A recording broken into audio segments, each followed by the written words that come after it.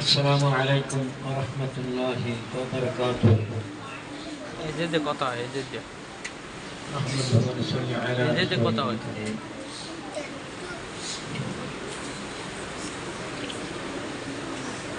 খায়রুকুম মান তাআল্লামাল কুরআন ওয়া 'আল্লামাহু।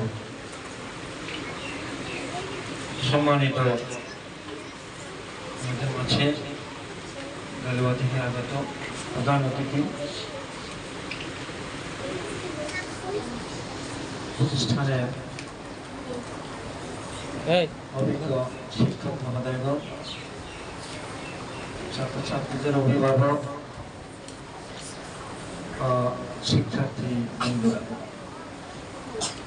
আজকে আমরা এমন একটা জায়গায় বসছি, ছেলে বলছে এই জায়গাটা একটা বেহেশতের বাগান। কিসের বাগান? যেখানে কোরআন শিক্ষা দেওয়া হয়, যেখানে রাসূলের হাদিস শিক্ষা দেওয়া হয়, যেখানে ধর্মীয় আলোচনা করা হয়, সেই জায়গাটা বেহেশতের বাগান হিসেবে সাব্যস্ত করা হয়। আমরা বেহেশতের বাগানে বসছি এবং আমরা যে এখানে শিক্ষার্থী বৃন্দরা যে আমরা যারা আসছি, ভবিষ্যতে আমরা যেন একজন আল্লাহর কোরআন শিক্ষা করে, রাসূলের হাদিস শিক্ষা করে, এদের আদর্শ শিক্ষা করে আমরা যেন সমাজে, রাষ্ট্রে, এমন পরলৌকিক জীবনও যেন আমরা ধন্য হইতে পারি, এই কামনা করি। কারণ রাসূল পাক সাল্লাল্লাহু আলাইহি ওয়াসাল্লাম বলেছেন, যারা এই জগতের বুকে কোরআন শিখে এবং যারা শিক্ষা দেয় এবং শিক্ষা করে, তারা কি উত্তম? খায়রুকুম মান তাআল্লামাল কুরআন ওয়া 'আল্লামাহু। যে নিজে কোরআন শিখে এবং অন্যকে কি করে শিক্ষা দেয়, হচ্ছে উত্তম মানুষ।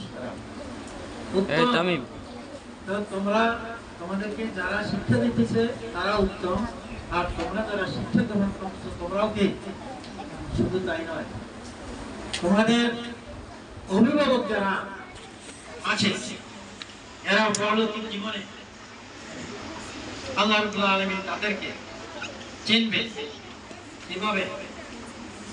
হাদিস শরীফে এসেছে, যারা শিক্ষা গ্রহণ করে ইসলাম ধর্ম, কোরআন ও হাদিস, পরলৌকিক জীবনে তাদের পিতামাতার মাথায় নূরের মুকুট পরিয়ে দেওয়া হবে। তখন চিনতে পারবে এরা কারা, এত মর্যাদা কেন, এত সম্মান তারা কোথা থেকে পাইল। খালি শুধু তাই নয়, রাসূল বলছেন যে যারা ইলম শিখে এবং শিক্ষা দেয়, পরলৌকিক জীবনে যে সমস্ত মানুষের তাদের অভিভাবকের মধ্য থেকে, আত্মীয় স্বজনের মধ্য থেকে যারা জাহান্নামের অধিকারী, সেই সমস্ত মানুষের ভিতর থেকে 10 জন লোক, কয়জন লোক?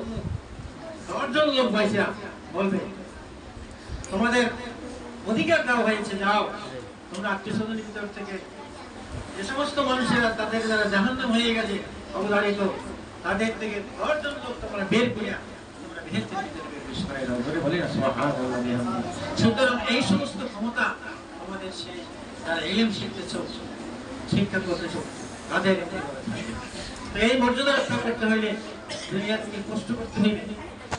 কষ্ট করে না করলে কোনো মানুষ কি পায় না। একটা কথা আছে মুরব্বীদের কথা, যে কষ্ট না করলে কেষ্ট পায় না। কষ্ট করিয়া তারপরে সাধন করতে হয়, কষ্ট করতে হয়।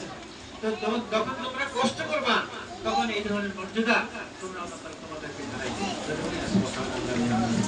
তো মর্যাদা রক্ষা করতে হলে, হাসিল করতে হলে, ইলম হাসিল করতে হলে চেষ্টা করতে হবে। চেষ্টা তুমি করবে না। তোমাদের পিছনে কিছু লোক আছে আমরা যা দেখি না, এই সেগুলো সে আমাদের সাথে শয়তান। কি যদি কোনো মানুষ ভালো কাজ করতে যায়, শয়তান সেখানে বাধা দেয়। কি করে? বাধা দেয়, ভালো কাজ করতে দেয় না। এটা শয়তানের চাই খারাপ কাজ করবে, তাহলে শয়তান খুশি হয়। কি হয়? শয়তান খুশি হয়। অতএব তোমাদের মাঝে বাধা বিঘ্ন আসবে। অনেক সময় অনেকে 10 পারা 15 পারা 25 পারা এরকম 25 পারাও করিয়া তারপরে সে অগ্রসর হয়ে যায়। সে পড়তে শয়তান দেয় না, ফিরেই রাখে।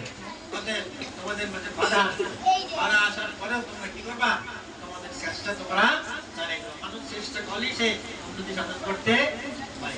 যাই হোক, তো আমরা আমাদের জন্য দোয়া করি, তোমাদের মুরব্বীদের জন্য দোয়া করি, কারণ মুরব্বীরা একদম নজর রাখতে হবে। অনেক সময় মুরব্বীরা খালি পাড়াই দেয়, যদি প্রতিষ্ঠানে পাড়াই দেয়, খালি পাড়াই দেওয়া পর্যন্ত তার শেষ না, পাড়াই দেবে, তার যদি নজর রাখবে, দেখাশোনা করতে হবে, কোথাঘাটে কি করে, কিভাবে চলাফেরা করে, কিভাবে আদব কায়দা তাদের আছে, কিভাবে মানুষের সাথে কথা বলে, এই কাজগুলো মুরব্বীদের। প্রতিষ্ঠানের শিক্ষা তারা দিবি, এরপরে বাড়িতে যারা মুরব্বীর কাছে মা বাবা গার্জিয়ান তারাও তাদের কি করবে? শিক্ষা দিতে হইবে। তাদের কাছে থেকে মুরব্বীদের কাছ থেকে শিক্ষা নিতে হবে। অতএব আমরা মুরব্বীদের কথা শুনবা, মা বাবার সাথে বেয়াদবি করবো না।